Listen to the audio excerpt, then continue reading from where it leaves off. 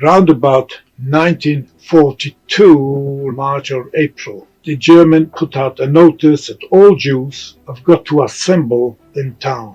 And there were about 20,000 Jews who were assembled, and we were standing there day and night for about 3 days. We were surrounded by about 1,000 or 2,000 SS soldiers with machine guns. Chaim Ferster survived the worst horrors known to man. Surviving 8 concentration camps for Ferster, life was a painful reality, witnessing horror after horror. These dark moments of his life are going to be unfolded in this documentary. Let's get started.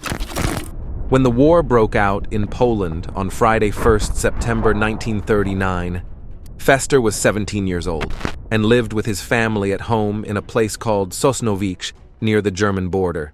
He came from a very religious upbringing and belonged with his family to the Gerer Chassidic tradition. The Jewish population of the town was about 28,000, a little over 20% of the total population. Various rumors were circulating about the atrocities the Germans were committing against the Jews in their advance into Poland. Everybody was very anxious about what was to come, so on the Sunday we decided to travel to Pilc, a small town where a relative of ours lived. His father refused to come with him as he said he had to look after the factory. They had a small brush factory with about 10 employees. They managed to hire a horse and cart and packed all our necessary belongings. After 4 hours, we arrived there, but by Wednesday we decided to go back as the Germans already occupied a very large part of Poland. Sosnowiec had been occupied the day after we left. On arriving back in Sosnowiec, we found that the synagogue, which was next door to our apartment block, had been burned down. When he went into his home, he could not recognize Father, as he had never seen him without a beard.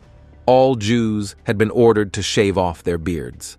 On the 4th September at around 5 p.m., the Germans had gone into various houses and assembled around 1,000 Jews in a field. They then selected about 30 of the most respected Orthodox leaders of the community and shot them. This was a reprisal for 4 German soldiers found dead the night before. In Benzin, which was about 4 miles from Sosnowiec, the synagogue was surrounded by Germans with heavy machine guns. 300 Jews were forced inside and told to pray. The Germans then set the synagogue on fire. Some of the Jews tried to get out to save themselves, only to be mowed down by the machine guns. Jews were shot daily for no reason at all. White armbands were introduced with the Star of David, trains for Jews only were introduced, and Jews were restricted to living in certain areas of the town. Early in 1941, 5,000 Jews were expelled from the town of Auschwitz, some 40 kilometers away, and the Jews of Sosnowiec and other surrounding towns were forced to accommodate them. Though we did not know it at the time, the reason for the expulsion was to start construction of what would become the most infamous concentration and extermination camp of them all. Our already small apartment was split in 2 as we made room to share with another family. It was shortly after this that a very painful incident, the memory of which still haunts him, took place. Life was becoming more and more difficult in Sosnowiec, and his parents decided that Ferster, as their only son, stood the best chance of survival and should try to travel east into what was then Russian-occupied Poland. One day he packed up everything and was ready to leave his apartment. He was in the kitchen saying goodbye to Mother and Father. It was terrible. His mother gave him a blessing that no enemies should be able to do you any evil. They all looked in floods of tears, and it only got as far as the first floor stairs before he decided he couldn't go through with it, and he couldn't leave them. Food rations were distributed in the town, but there was not enough for everybody. Soon afterwards, his father returned to work after lunch one day to find that his factory had been confiscated. He was forced to sweep the floors and clean the toilets in his own factory under the eye of a German manager. Daily, the Germans took away men and women to the camps. Many of his friends had already disappeared, but they were lucky in that their family was still intact. This was 9 months after the outbreak of the war. At the end of July 1942, notification was sent out to every Jewish man, woman, and child, regardless of age or health, to present ourselves in 2 weeks' time at the sports stadium. They were told that the purpose of this was to register and to have our identification papers stamped, after which we would be allowed to return home. Without the official stamp on our papers, we would not be able to get a rations card and consequently no food. The Germans made it clear that failure to appear would mean certain death, either for the culprit or their family. They were constantly reassured and told there was nothing to worry about. Nothing would happen. They wanted so badly to believe the Germans that they allowed themselves to be duped and willingly obeyed the orders. On that fateful day, 12th August 1942, almost all the Jews of Sosnowiec, around 20,000 by this point, including his family and him, were at the stadium. There must have been 1,000 Germans with machine guns surrounding them. They were kept there 3 days and 3 nights. The rain poured down relentlessly, as if the heavens were weeping for us. During this time, there was a selection.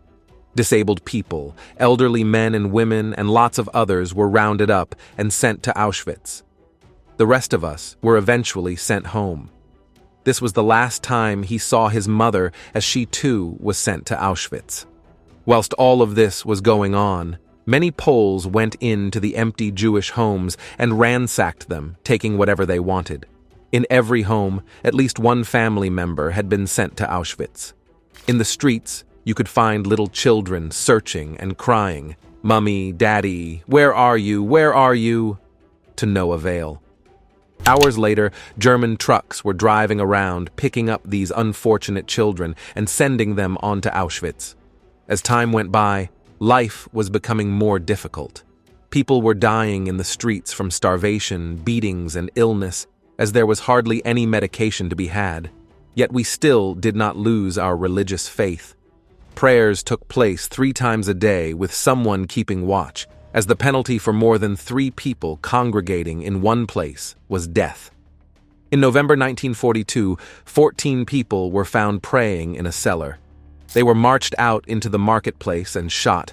On another occasion, there was a cloth merchant called Nukim Kohn and his son who were hanged in the center of town with a large number of Jews forced to watch. They were accused of possessing false utility labels. At the end of 1942, his younger sister Manya was taken away. By the beginning of 1943, the Jewish population of Sosnowiec had shrunk to about 8,000. It was at this point that they were moved to a ghetto in Schrodula, which had been created to house the remaining Jews of Sosnowiec and other surrounding towns. The ghetto was around 5 kilometers away, and they took only what they could carry. In March 1943, the Germans closed the factory where Ferster was being forced to work 7 days a week as a sewing machine mechanic producing clothes for the German army. They deported a lot of the workers from the factory. He was sent to a camp called Markstad. On arrival, they were put in a barrack and told that if they did not behave, they would be shot. He met a few people whom he had known back in Sosnowiec who had already been in the camp for some time. They talked about how terrible the daily life there was, but after 2 or 3 days of doing nothing, he was sent to another nearby camp called Klettendorf. For the first few days, he couldn't eat the food, a watery sugar beet soup, but he soon learned to take what he was given. He recalls one moment that very early on in Klettendorf, he went to sleep on bunk and they called an appell, a roll call. He soon learnt that appell, which involved standing outside in what could be freezing conditions to be counted by the guards, was a daily occurrence at all camps, at both the start and end. On this occasion, however, he slept through it, and when they counted up, one was missing. The guards found him out and gave him such a beating that he couldn't walk properly for the next few weeks. He didn't realize what it was all about, but he never slept in again. In that camp, they were taught to lay bricks and railway lines. They labored hard, outdoors in all conditions, 7 days a week with a break, maybe every third Sunday. After a few months, he, along with around 100 inmates, were sent by cattle truck to a much bigger camp called Foulbrook. This was a far worse place than Klettendorf. The daily routine was grueling. They were woken at 3 a.m. and had half an hour to shower and collect our portion of bread, margarine, and black coffee. They got a 1 kilo loaf of bread between 4 inmates. They would cut it into 4 portions and weighed each by a set of homemade scales to make sure that everybody got exactly the same weight, not a gram more, not a gram less. This had to last the whole day. Some cut it into smaller portions to last, but everyone was so hungry that they would eat anything right away. All the while, the capos in charge of the barracks would be running around like wild animals beating us with thick sticks. By 3:30, they had to be on the Appellplatz for roll call. This took place outside and could last up to 2 hours in often freezing cold conditions. Afterwards, he, along with 150 or so inmates, were marched by 50 guards with machine guns for 6 kilometers to a railway siding where we boarded cattle trucks that took us to the Krupp armaments factory at Reichenbach. They were worked until around 6:30 p.m., when we started the long journey back to the camp. By the time we put our heads down to sleep, having again attended roll call and stood in long queues for our watery soup, it could be as late as 11 p.m. The next day, at 3 a.m., the whole thing started again. Many men couldn't take it. Chaim remembers on one occasion that 3 inmates were punished for some offense or other by being buried up to their necks by the guards and left for 24 hours. 2 of them died there in the ground. He was comparatively fortunate at this time, as his background repairing sewing machines qualified him as an engineer. As such, he was one of a very few Jews who worked inside the factory on the machines instead of hard labor in the freezing cold outside. Although they were very closely guarded in the factory, he worked under a German master who was a kindly older man and smuggled me some potatoes whenever he could. This helped to keep me reasonably fit and must have contributed to his survival. After 3 or 4 months, they were moved to another nearby camp called Graditz. The routine here was just as rough, and we continued to travel to work at the Krupp factory. In this camp, he actually met a cousin and a brother-in-law of mine. He could barely recognize them as their faces were swollen with hunger. They had it much worse than me, as they were laboring outside in the freezing cold. It was around this time that he heard that the ghetto in Sosnowiec had been liquidated. Those who resisted or hid were shot on the spot, the others were sent to Auschwitz, so the rest of his family must have been sent there too. Around February 1944, typhus broke out in Graditz. The Germans sealed the camp and left everyone inside. People were dying rapidly as there was no medication and no help. Some of the inmates, who had been doctors, tried to help as best they could, but within 3 weeks, only about 200 out of the original 2,000 inmates lived. For the grace of God, Ferster survived. The typhus did get to him, however, and Ferster got ill with high fever and hallucinations. He doesn't know how many days he was lying there, but when Chaim came round, he started to try and sit up, and his head started spinning. Eventually, he managed to sit up, but Ferster was completely naked and in a mess. He thought to go down to the wash barrack and clean himself up and find some clothes. He was on the 4th level of the shelf like bunks and was so weak that it took him a half hour to get down. He looked at his hands and body. Ferster was a skeleton and could count every bone in his body.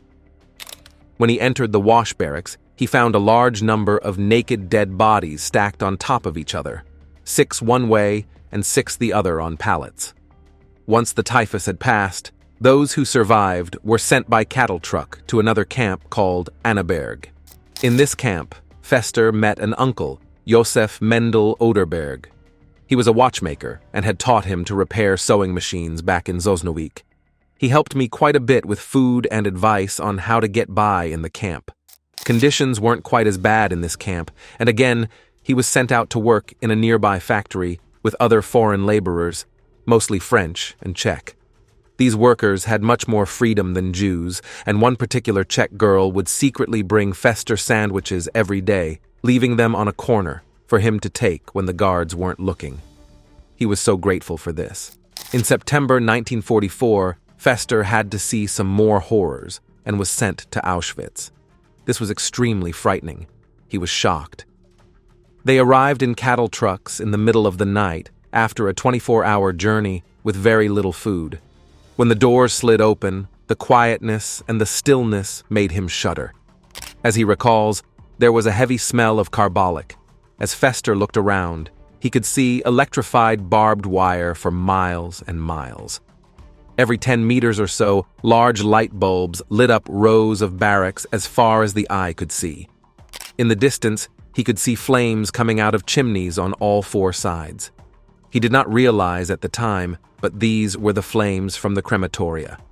Uniformed SS men with sticks and dogs were screaming at them, "Raus! Raus! Raus!"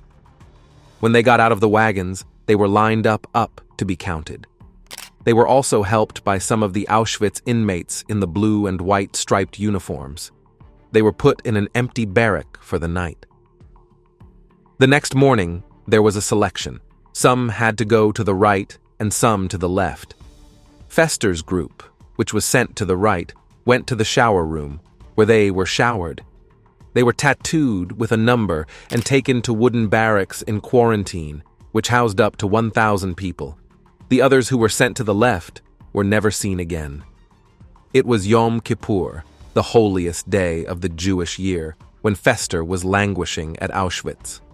Despite his hunger, most of the inmates fasted and prayed. Some of the men knew the entire service by heart and followed them, whilst one inmate stood on lookout for any approaching guards. Chaim remembers getting friendly with one of the old inmates, and they started talking about the place.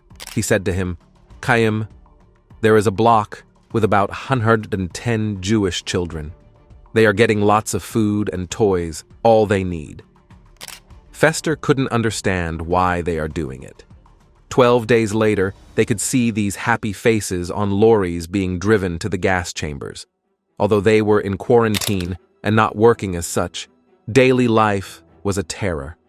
They were woken with a gong, which was very chilling, and made to stand at roll call as they counted and humiliated everyone. People were beaten to death daily by capos. One day, Ferster was standing outside the barracks when an SS man came over and asked, "Why do you stand outside the barracks?" He took Ferster's inside and gave him such a beating, shoved his head into the opening of the oven in the center of the room and beat him with a stick so that he recalls he couldn't stand straight for quite a few days. On another occasion, he recalls, a German shepherd got lost and wandered into their barrack. They caught it and killed it and carved it up, cooking it to make a soup. It sounds barbaric, but they were desperate, and this was the closest thing they had had to a proper meal in a long time. After about 6 weeks there, they were selecting engineers. Ferster immediately volunteered to get out of this hell, and after various tests, he was fortunate to be selected along with a few hundred others. They were loaded onto cattle trucks once more and given a larger portion of food than normal, so Ferster noticed they were in for a long journey. This was a truly terrible journey. The cattle car was incredibly cramped, and they traveled for 3 days and 3 nights, during which many people died. He remembers on the second day, when the train stopped briefly, a Hungarian man pleaded that he needed to get out and do his business. A soldier went with him, and the man managed to pick up a stick and hit the soldier over the head, only to be immediately shot by the same soldier. The man knew it was futile, but he couldn't take it any longer. Nobody reacted. As they were scared, they would shoot, all of them. Eventually, they arrived at a town called Niederrochelle in Germany, where they were to work in a factory assembling the wings for Junker planes. This camp was comparatively like a holiday camp. The capo was a German communist, a marvelous man who had been in camp since the beginning of the war, and he treated them very fairly. Through him, for the first time, they had news of the war and that it was going against Germany. As engineers, The Germans needed them, and as a result, there was a more relaxed atmosphere with regards to discipline. While Ferster was working in the factory, there was an attempt by one of the inmates to sabotage the planes by cutting the electric wires in the wings. The camp called a roll call, and guards and special SS men were called in and were screaming at them and running around with machine guns. They threatened to shoot them all unless they gave the perpetrator up. But nobody knew, and nobody came forward. After a few days of punishment with less food, they let them continue as normal. Many years later, Ferster found out through a friend that the person responsible for the sabotage was a boy called Sholom Schweitzer, who Ferster had gone to Cheddar with back in Sosnowiec. He also survived, and they met years later in Israel. Ferster finally arrived in Buchenwald on the evening of 10th April, to what was quite a chaotic atmosphere. He was told by a number of inmates that in the last week, transports of several hundred inmates were being sent out of the camp daily, with rumors that once they were a short distance from the camp, they were all machine-gunned and killed. As such, many were hiding within the camp. The following morning, 11th April, they were called for roll call and were being counted, ready to be marched out of the camp. Suddenly, a number of American planes appeared on the horizon, and all of the German guards started to run. A few hours later, American tanks drove through the gates. Soldiers were shouting that they were finally free. For Ferster, he couldn't believe it. They were standing completely dazed as the soldiers were throwing lots of large blocks of chocolate. They finished them very quickly, and many of them were sick from it, as they hadn't had such rich food for years. Had they arrived a day later, Ferster wouldn't be alive. The Americans gave them whatever they wanted, and some days later, there was an American rabbi in uniform who came with matzos, as it was Pesach Sheni. In hindsight, this was very pertinent timing, as Pesach Sheni takes place 1 month after the festival of Passover, which commemorates the Jews' exodus from slavery in Egypt, and is for those who were unable to bring the Passover offering at the correct time. Several weeks after his liberation, Ferster was lying on his bunk and trying to realize the consequences of the last few years of his life, when suddenly an inmate shouted, Chaim Ferster, your sister is looking for you."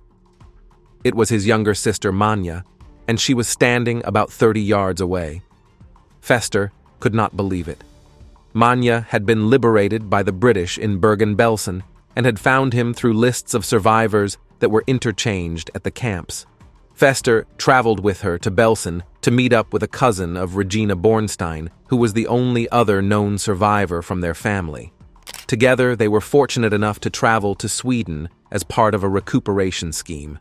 From there, their story was shifting to a time of blossom and a time of relief.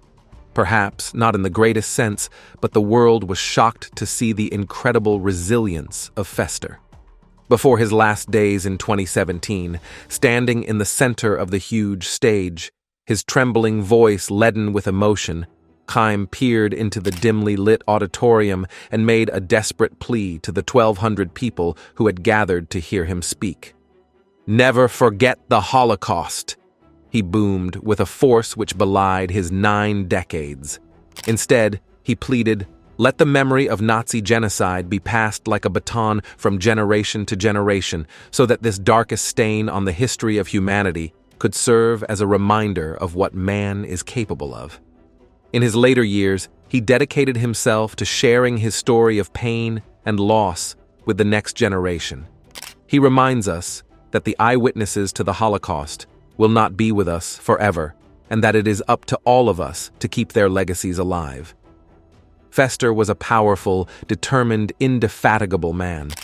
He was committed to making sure the world didn't ever forget what happened. He was stubborn, defiant, and determined to spread the word, and was utterly committed, despite how painful it was to recount the memories. And that's a wrap. Thank you for watching. If you want more captivating content like this, make sure to hit that subscribe button now. Let's continue unraveling history's hidden secrets and sharing personal stories together. Thanks again for your support, and we'll catch you in the next video.